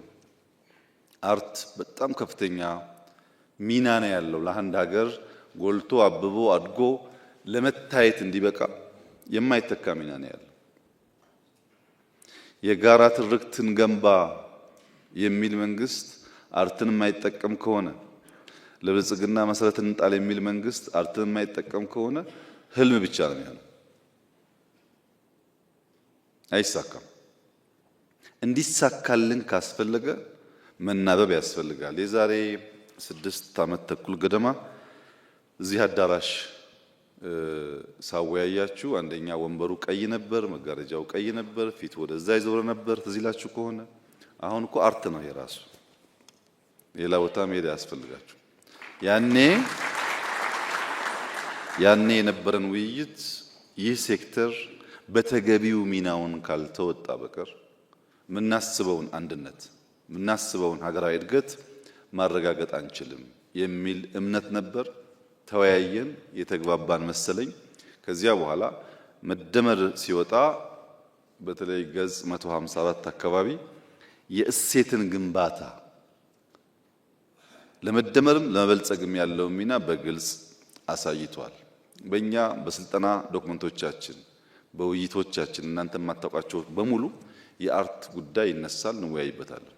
በዲዛይናችን፣ በስራችን ያ ካልተሰራ በቀር የምናስበው ጉዳይ አይከወንም፣ አይሳካም ብለን ስለምናምን ከመደመር በኋላ ስራዎች ጀምረን ሁኔታውን ካየን በኋላ ግን የመደመር ትውልድ ላይ ኤስቴቲክን ቫልዩ የማያደርግ ተፈጥሮን ማድነቅ ውበትን ማድነቅ የማይችል ትውልድ የምንገነባ ከሆነ የሰራነውም ይፈርሳል፣ አስፓየር የምናደርገውንም ማሳካት አንችልም። ስለዚህም ጥበብ እንደ ባህል ኢንዱስትሪ መታየት አለበት ብሎ ከገጽ 156 እስከ 76 ከ20 ገጽ በላይ የሚያወራው ስለ አርት ነው። ለእናንተ እኮ አይደለም፣ አፒዝመንት አይደለም። እሱ ካልተያዘ የምንለው ጉዳይ ስለማይሳካ ነው። ጄኔሬሽኑ እንደዛ መሆን አለበት። ተፈጥሮን የሚያደንቅ የሚገነዘብ መሆን አለበት። ሙዚቃ ቅድም አንድ ወንድሜ እንዳለው ስሜት የመቀስቀስ አቅም አለው። ግን ኢሞሽንን ብቻ አይደለም ፊድ የሚያደርገው። ራሳችን እንድንመለከት፣ ያለፈውን እንድናይ፣ መጻኢ ተስፋችንን እንድንሰንቅ የሚያስተምር ነገርም አለው። ዳንስ ብቻ አይደለም ሙዚቃ። እነዚያን ጉዳዮች ኢምብሬስ ማድረግ አለብን ብለን በጽሁፍ ካስቀመጥን፣ በስልጠና አመራሮቻችንን ካሰለጠን በኋላ የጀመርነው ጉዳይ ከዚህ ቀደም በተለያየ ዘመን የተሰሩ ለዚህ ዓላማ የሚውሉ ተቋማት እና ቤቶች፣ አዳራሾች ማደስ ነው። አዲስ አበባ ላይ እንግዲህ ያሉ ሲኒማ ቤቶች ከሞላ ጎደል ያልተነካካ የለም። በማንም ዘመን ይሰራ የኢትዮጵያ ሀብት አምሮ ጸድቶ መሸጋገር አለበት ብለን እናስባለን። አሮጌውን ስንሰራ በቂ አልነበረም። ለምሳሌ ሜጋ አንፊ ቲያትርን ብንወስድ እዛ አካባቢ ያለውን ነገር በአብዛኛው አፍርሰናል። ግን ሜጋን አላፈረስንም ብቻ ሳይሆን ዘሆል ከባቢውን በሚቀይር መንገድ ነው የሰራነው። አዳራሹን ብቻ አትመልከቱ። ከባቢው ላይ የወጣው ኢንቨስትመንት ብዙ ነው። ያ ከባቢ ሲያምር ነው ቦታው ፈላጊ የሚኖረው። አሁን ታሪክን ቫልዩ ባናደርግ ሰይጣን ቤትን አፍርሶ ጂ+10 መገንባት ብዙ ሲኒማ ቤት መገንባት ይቻላል እኮ። ግን ታሪኩም በራሱ የራሱ ቫልዩ ስላለው እሱ ሳይነካ ከባቢውን ያንን አዳራሽ የሚያስብ የሚያሳይ አድርጎ መስራት ይሻላል። ያንን ካደስን በኋላ በቂ አልነበረም። የነበሩ ሲኒማ ቤቶች በቂ አልነበሩ። አሁን አዲስ አበባ ላይ ብቻ እዚህ ፍላሚንጎ አካባቢ ወደ ጂ+12 ህንፃ እየተገነባ ነው። ያያችሁት ይመስለኛል የምታውቁ ሰዎች። የወጣቶችና ህጻናት የሚባል እዛ ውስጥ በርካታ አዳራሾች አሉ ለሲኒማ ለቲያትር የሚውሉ። እዚህ ሰንጋተራም ሲደመር ጂ+10 የማያንስ ወደታችንና ወደ ላይ ያለው እንደዚሁ አይነት ኮምፕሌክስ አለ። ተጨማሪ ግንባታ ያስፈልጋል በሚል እምነት አድዋ ሲገነባ ሲኒማ ቤት አለው። የሰራናቸው ቦታዎች በሙሉ አንፊ ቲያትር የሌለው አርትን ኢምብሬስ የማያደርግ ስዕል የማይታይበት ቦታ የለም። አላላ ኬላ ብትሄዱ ሙዚየሙ ቅድም ወንድም የሚያነሳው ሙዚየሙ የሚያሳየው እነዛን የሙዚቃ መሳሪያዎች ነው። ጨበራ ብትሄዱ ኤቭሪዌር ሙዚየሞች አሉ። ጎብኚው በተወሰነ ደረጃ የከባቢውን ትራዲሽናል ኢንስትሩመንትስ የሚያይበት የሚያቅበት የሚለማመድበትን መንገድ የሚያሳይ ነው።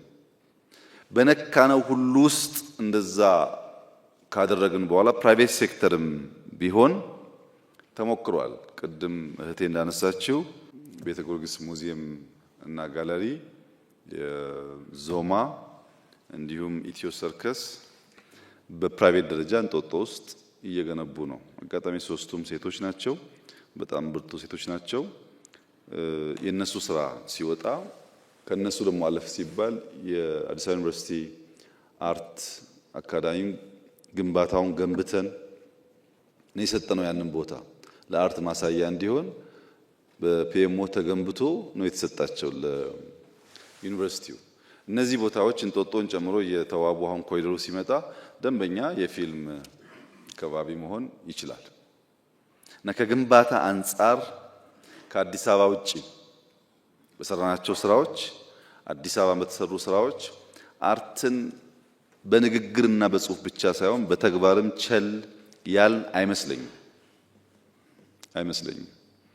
በቂ ነው ወይ ያላችሁ እንደሆነ አይበቃም። ከሀገር እድገት እና የመንቃት ደረጃ ጋር እየጎለበተ ይሄዳል። የተሰሩ ስራዎች ለእናንተም የተሰሩ ስለሆነ በጽሁፍ በእድሳት ብቻ ግን አይደለም። በትምህርት ስርዓት ቅድም እንዳላችሁት ከአንደኛ እስከ 12ኛ ክፍል ድረስ አርት በካሪክለም እንዲካተት ተደርጓል። ከዚያ ውጪ በገነባናቸው ከ30 ሺህ በላይ መዋዕለ ሕፃናት መሰረታዊ የሚባለው ትምህርት አርት ነው፣ መሳል ነው። በስዕል የመጻፍ አቅማቸውን፣ ሀሳባቸውን የመግለጥ ልምምዳቸውን፣ ከሰው ጋር የመስራት ባህላቸውን እንዲያገሉ ነው። ካሪክለሙም አሰራሩም እሱ ነው። የሚቀር ማቴሪያል እንደተባለው የመምህራን ብቃት ጉዳይ ይነሳ ይችላል። ግን ፋውንዴሽናል የሚሰራው ስራ ልጆች ከመነሻው ከታች ጀምረው አርትን ተገንዝበው ወደው እንዲያድጉ ለማድረግ ነው። በትምህርት ቤት እስከ ሃይ ስኩል ባለው ብቻ ግን አይደለም። በ10 ዩኒቨርሲቲዎች አርት ይሰጣል። መምህራን እዛ ውስጥ ነው የሚፈጠሩት።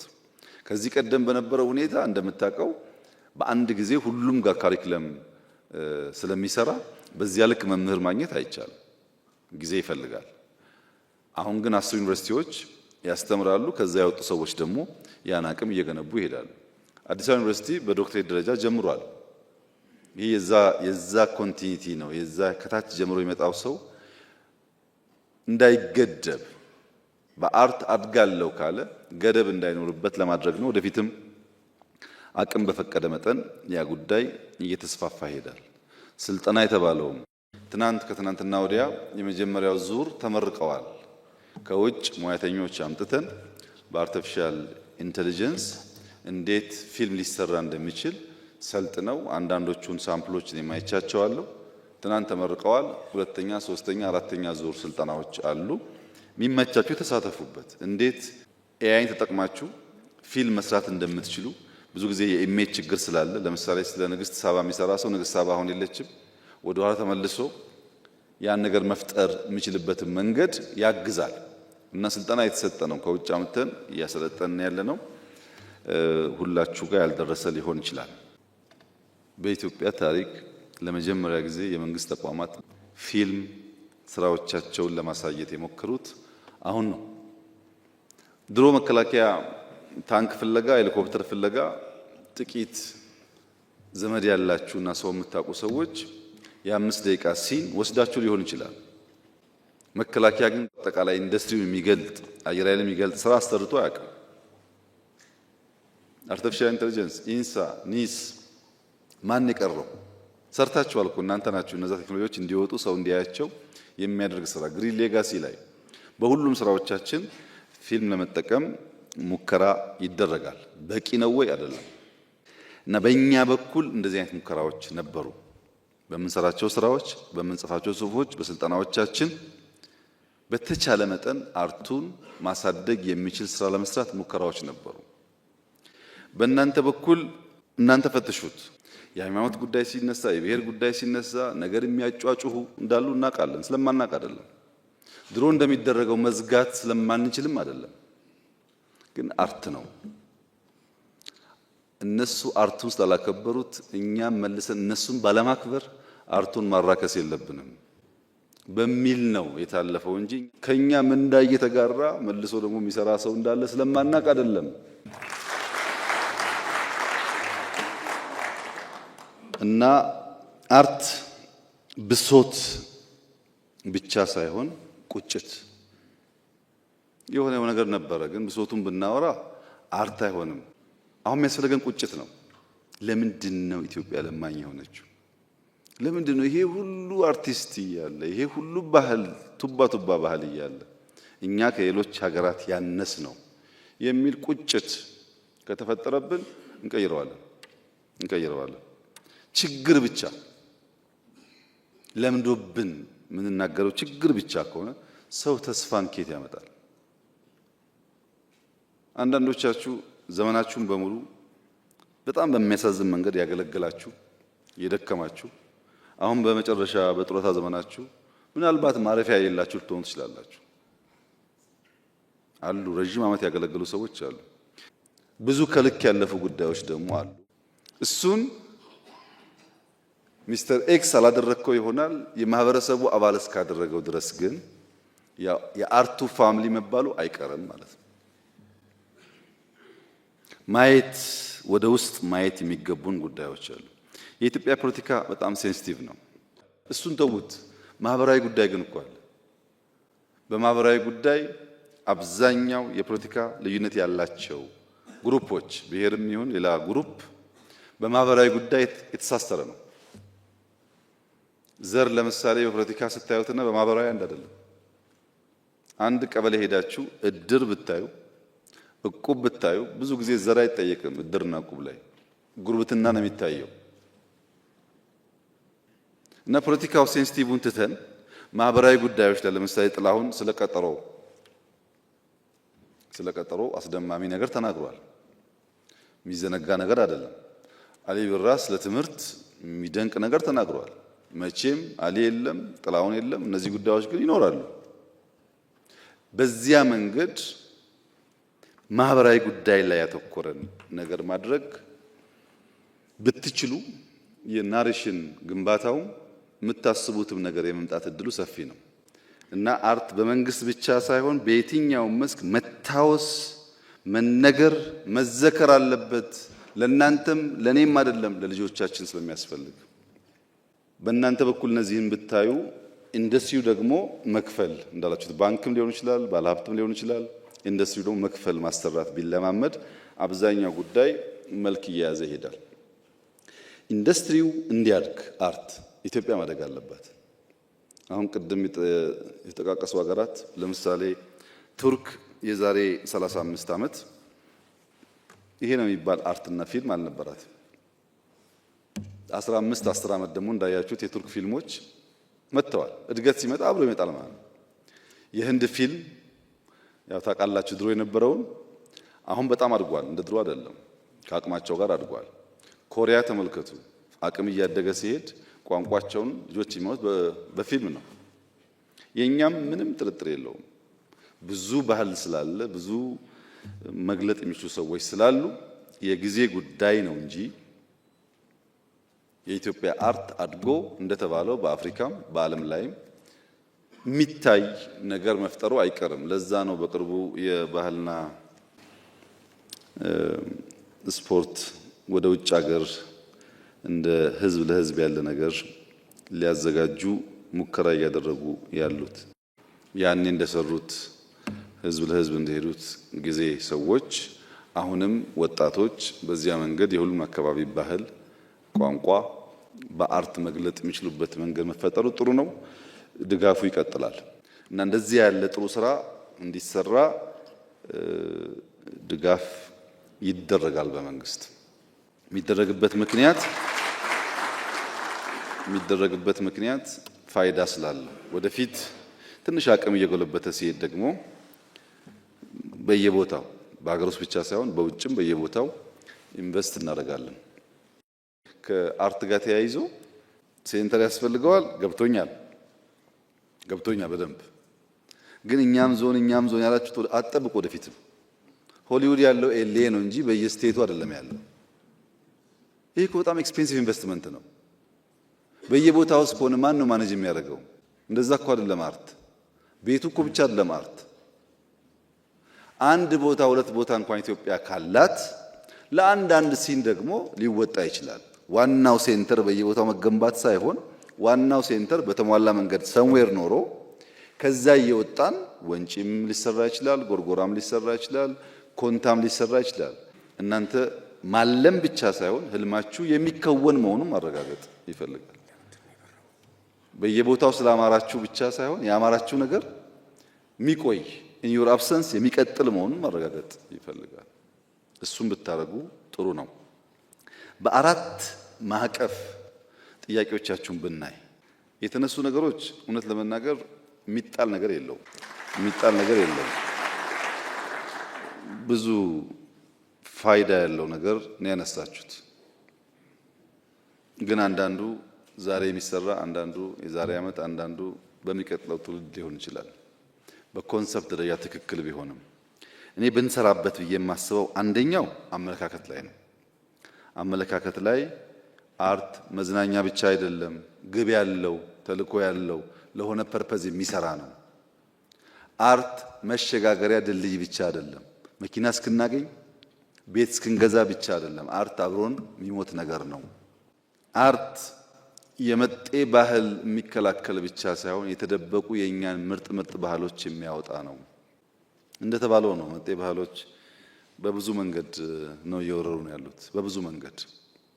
እነዚያን መጤ ባህሎች ለመከላከል የተከበረ ኢንዱስትሪ እንዲሆን ማድረግ ያለብን ነገር የአመለካከት ለውጥ ማምጣት ነው። በእናንተ በኩል አርት ማለት አነጋጋሪ መሆን፣ አወዛጋቢ መሆን ማለት አይደለም። በሆነ አጀንዳ ላይ የወጣችሁ አነጋጋሪ በመሆን ፌመስ በመሆን አርቲስት የሚለውን ካባ እየጣላችሁ ከሆነ አብሮ አይሄድም። የተለያየ ነገር ነው። አወዛጋቢነትና አርቲስት የተለያየ ነገር። ብዙ ሰው አወዛጋቢ በመሆን ጥበብ ብሶትን የምትገልጥበትን ምስጢራዊ ቋንቋ የሚያጠፋ ማለት ነው። አርቲስት ቋንቋ አለው የሚኮረኩር፣ ካስፈለገ የሚያስቅ፣ ካስፈለገ የሚያስለቅስ። ያን ቋንቋ ጥሎ በማንኛውም መደዴ ቋንቋ ከተጠቀመ እሱ አርቲስት አይደለም። አነጋጋሪ ለመሆን አክቲቪዝምና አርቲስት መቀላቀል የተለያዩ ጉዳዮች ናቸው። በጣም አንድ አርቲስት አክቲቪስት መሆን ካማረው የአርቲስትነት ካባና ክብር እየወደቀ መሆኑን ማወቅ አለበት። አርቲስትና አክቲቪስት ልክ እንደ ድመትና እንደ አንበሳ ናቸው። ድመትና አንበሳ አንድ አይደሉም። በአማርኛ ዘይቤያዊ አነጋገር ግን ድመት እንደ አንበሳ ልትባል ትችላለች። እንደ ካለ ዘይቤ ነው። እንደ አንበሳ መሆን ያማራት ድመት ግን አይጥ የማደን አምሮቷን አሽቀንጥራ መጣል አለባት። እንደ አንበሳ መሆን እያማራት አይጥ እያደነች አይሆንም። አንበሳ አይጥ አያደንም። ልቧ እንደ አንበሳ ይፈልጋል፣ ውሎዋ ግን አይጥ ሰፈር ከሆነ ተለያዩ ማለት ነው። አርቲስት ይገርማቸዋል። በጣም ምርጥ አርቲስቶች ሳይቸግራቸው ይነካኩና መመለስ ያቀታቸዋል። እዩ ቆጥራችሁ አንዴ እዛ የተነካካ አርቲስት ያ የምታደንቁት የምትወዱት ሰው የለም፣ አሁን የለም። ምክንያቱም ያ ነገር ያበላሻል። ለምሳሌ ሐዲስ ዓለማየሁን ውሰድ። መቼም ፍቅር እስከ መቃብርን የሚያክል ደርዘ ብዙ መጽሐፍ ብዙ እንቅልፍ እንደሚከለክል፣ ብዙ ኩራዝ አይን እንደሚያስለቅስ፣ ብዙ አድካሚ እንደሆነ ለእናንተ መንገር አያስፈልግም። መጽሐፉን መከራ፣ ማሰቡን መከራ፣ ታይፕ ማድረጉን መከራ ነው በዛ ጊዜ። ግን አሁን አቶ አዲስ በየቀኑ ሰበር ዜና እያሉ አንዳንዷን ገጽ ቢጽፉ ኖሮ ፍቅር እስከ መቃብር ያኔም ማስተማሪያ አይሆንም፣ ዛሬም ፈልገን የምናገኘው አይሆንም ነበር። አክቲቪዝም ማለት የሰሞን እፍታ ማለት ነው። እናንተ በአርት በሙዚቃም ይሁን በፊልምም ይሁን በመጽሐፍም ይሁን ከትውልድ በኋላ እንኳን የሚያስተምር መቼም የእሳቸውን ስራ ዛሬ አይቶ የማይማር ሰው ያለ አይመስለኝም። ያዝናናልም ያስተምራልም። እንግዲህ ቦታችሁን መለየት ነው። እናንተ የየዕለቱን ሰበር ዜና ከፈለጋችሁ የአርት ካባ ስለወለቀ እንደ አርቲስት ዲማንድ ማድረግ አይጠበቅባችሁ። ቢኮዝ የአርቲስት ስራ እሱ አይደለም። አሉ እንደዛ የሚያሳዝኑ ሰዎች፣ በጣም ትልቅ ጥበብ ተሰጥቷቸው የሚያሳዝኑ ሰዎች አሉ። እሱን እናርመው። አመለካከት ይቀየር ስንል በአዋጅ አንቀይረው። እኛ ተቀይረን ነው የምንቀይረው። እኛ ሳንለወጥ እኛ ሳንቀየር እንዲሁ እንቀይር ብንለው ስለማይመጣ፣ ሁለተኛው ፖሊሲ፣ አሰራር፣ አደረጃጀት፣ በግብዓት አቅርቦት፣ የብቃት ማረጋገጫ፣ የስልጠና ተቋማት፣ ኢንቨስትመንት፣ ገቢ፣ መሰረተ ልማት ግንባታ በጣም ቁልፍ ጉዳይ ተነስቷል። እኛ እንፈትሻለን። ከእናንተም ሀሳብ ያላችሁ ሰዎች በተደራጀ መንገድ ለሚኒስትሩ ያቅርቡ። እንፈትሻለን። እኛ ማድረግ ያለብን ነገር ከግብዓት አንጻር ከብቃት አንጻር መስራት የሚገቡንን ጉዳዮች ፈትሸን እንሰራለን። በእናንተ በኩል ደግሞ ሀሳብ ካለ በተደራጀ መንገድ ይምጣ። ምክንያቱም በፖሊሲ ካልተደገፈ መንግስት ሚናውን ካልተጫወተ ኢንዱስትሪውን ማያነቃውም። የመጀመሪያውን ግን አትርሱ። መጀመሪያ የአርቲስት ካባ፣ አንዳንዴ እንደ ነጋዴ ሆነን፣ አንዳንዴ እንደ አክቲቪስት ሆነን፣ አንዳንዴ ፖለቲከኛ ሆነን እቺኛዋን መጠቀሚያ ከሆነ አይሆንም። እሷን እናስተካክልና ዘንድ ደግሞ እንደ መንግስት ፖሊሲ ጉዳዮች እንፈትሻለን፣ እናርማለን፣ እናስተካክላለን ማክሲመም። ሶስተኛው በጋራ መንግስትም እናንተም ብትሰሩበት ብንሰራበት የሚሻል የሚመስለኝ ለአንዱ ወገን ጥቅም ሳይሆን ለሀገር ግንባታ፣ ለሙያው እድገት፣ ለኢንዱስትሪው የሚፈለግበትን ነገር ለማምጣት እንዲችል በጋራ ልንሰራ የሚገባቸው ስራዎች ትውልድ የሚገነባ መሆኑን፣ ኢንክሉሲቭ መሆኑን፣ ሁሉም አካባቢ የራሱ ባህል፣ የራሱ ቋንቋ፣ የራሱ ፍላጎት ስላለው ያን የሚያሟላ መሆኑን፣ የጋራ ትርክት የሚገነባ መሆኑን። ሁለት ነገር እዚች ጋር ባነሳ ደስ ይለኛል፣ እናንተም በሚመለከት። አንደኛው ግብዣ ሁሉ ግብዣ አይደለም። ግብዣው ከአርት ሙያችሁ ከማንነታችሁ ከስብዕናችሁ የሚያጎል መሆን የለበትም። በአንድ ወቅት አንድ ባልና ሚስት ነበሩ፣ እንደው ለመኖር የሚሞክሩ። ብዙ ጊዜ እሱም ቀና ደፋ የሚለው ቤቱን ለመሙላት ነው፣ እሷም እንዲሁ። ቲቪ ያላቸው፣ ሶፋ አላቸው፣ ይሞክራሉ፣ ፍቅርም አላቸው። እና አንድ ቀን ደብዳቤ ደረሳቸው። ሀገር ፍቅር ቲያትር አንድ ቆንጆ ፊልም ስላለ ሁለታችሁ ተጋብዛችኋል። ማነው የጋበዘን እንዳትሉ፣ ጋባዥ ወዳጃችሁን ልክ አይታችሁ ስትመለሱ ታውቁታላችሁ ብሎ ደብዳቤና መግቢያ ትኬት ይልክላቸዋል። እና ባልና ሚስቶቹ ተያይዘው እሑድ ቀን ወደ ግብዣው ቦታ ይሄዳሉ። ቲያትር አይተው ተደንቀው፣ እሷም ውዴ ተሸውደናል፣ እስካሁን አልፎ አልፎ ማየት አለብን፣ በጣም ያነቃቃል፣ ኢንስፓየር ያደርጋል እና እስካሁን ተሸውደናል፣ ይሄ ወዳጃችን መመስገን አለበት እያሉ ስለ ቲያትሩም እያደነቁ ቤት ሲደርሱ በራቸው ተከፍቷል። ማን ከፈተው ብሎ ሲገቡ አንድም ዕቃ ቤት ውስጥ የለም እና ብጣሽ ወረቀት አገኙ። አሁን ጋባዣችሁን አውቃችሁታል የሚል እና የጋበዘን ሁሉ ለቲያትር ላይሆን ይችላል ማለት ነው። በአርቱ አጠቃላይ ያለው ችግር ደግሞ በትክክል አድቨርሰሪን አለማወቅ ነው። አራተኛው እናንተ ብቻ ብትሰሩት፣ የጋራውን ጠቅሻለሁ ቅድም። አሁን ደግሞ እናንተ ብቻ፣ አንደኛ ማህበሩን መሰብሰብ። ብዙ ትልቅ ሰዎች ደግሞ አላችሁ እና ሰብሰብ አድርጉት። አይሰራም። ይሄን ዝም ብሎ እዚህም እዚህም አቋቁሞ አምጡልን ዋጋ የለውም። ሰብሰብ አድርጉት። ሰብሰብ ካላችሁ ጉልበት ይኖራችኋል። ሰብሰብ ካላችሁ ለማገዝ ይመቻል። እናንተ በተንተን ካረጋችሁት ያስቸግራል። በእኛ በኩል መመሪያና አዋጁን እንፈትሻለን። እናንተም ግን አሉ እኮ ትልቅ ሰዎች፣ በቃ አክብራችሁ አንድ አርጉን በሏቸው። ሰብሰብ ብትሉ አሁን ብቻ አይደለም ወደፊትም ያግዛችኋል። እሷን ብትሰሩ በእኛ በኩል ያለውን ብናደርግ ጥያቄዎቻችሁን ለመመለስ ያስችላል። ሁለተኛ በተሰሩ ቦታዎች ፊልም ስሩባቸው፣ ክሊፕ ስሩባቸው፣ ሙዚቃ ኮንሰርት ስሩባቸው፣ ተጠቀሙባቸውና እያየን የጎደለውን እኛ እንሞላለን። ለጊዜያዊ ነገር ትንሽ ማመዛዘን መቻል አለበት ማህበረሰቡ። ቶሎ ፍታ ጥሩ አይደለም። ብዙ ጊዜ ይታያል እሱ። ብዙ ሰዎች አሉ የሚስባቸው። ብዙ አትሳቡ። በቃ ኢትዮጵያ የምታስፈልገው ኢትዮጵያውያን ሁሉ ወዳጆቻቸው ናቸው። ከዛ ውጭ ያለው ናሬሽን ብዙ ኢምፖርታንት አይደለም። ከግጭት ከግል ጥቅም ሰብሰብ ማለት ጥሩ ነው። በእኔ እምነት ኢትዮጵያ ተስፋ አላት። ምንም ጥርጥር የለውም። ኢትዮጵያ ትበለጽጋለች። ይሄን የምልበት ምክንያት ግምት፣ ፉከራ አይደለም። በጣም አቅሙ አላት። ኢትዮጵያ የምትበለጽገው ግን ጠንካራ ፊልም የሰራችሁ ቲያትር የሰራችሁ ሰዎች የአንድ ሰዓት ፊልም የአንድ ሰዓት ቲያትር ለማሳየት ስንት ሌሊት እንቅልፍ እንዳጣችሁ፣ እንደሰረዛችሁ፣ እንደደለዛችሁ አስታውሱ። ዝም ብሎ የሚያምር ነገር አይፈጠርም። መከራ አብሮት አለ። ያንን መከራ ለመቀበል ዝግጁ ከሆነን፣ ያንን ችግር ለመቀበል ዝግጁ ከሆነን ምንም ጥርጥር የለውም ይቀየራል። እኔ ብልጽግናን አይተው ከሚቋደሱት ከሚኖሩበት ሰዎች መካከል ላልሆን ይችላል። ነገር ግን ምንም ጥርጥር የለውም የብልጽግናን ፋውንዴሽን ጥለው ከሚያልፉ ሰዎች ግን አንዱ ነኝ። ምንም ጥርጥር የለውም።